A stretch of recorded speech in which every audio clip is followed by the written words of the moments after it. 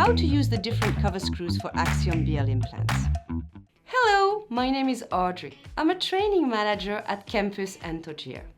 In this short video, I will show how to use the different cover screws for Axiom BL implants. For your two-step surgeries, there are now several heights available depending on the level of axial burial of the Axiom BL implant into the bone. In addition to the screw included in the packaging, 0.5 mm, we offer new heights of 1, 1.5, 2 and 2.5 mm. Ready? Let's go!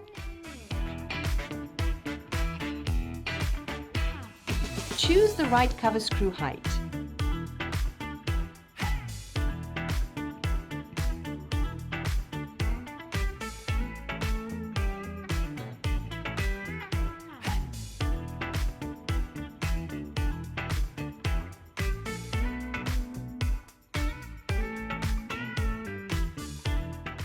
The advantage of choosing a closer screw with a suitable height makes it easier to remove it during the second stage of surgery.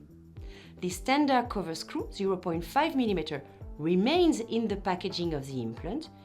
If you need another height, you just need to order it. I hope you liked this video, and I wish to see you soon for another campus video tutorial.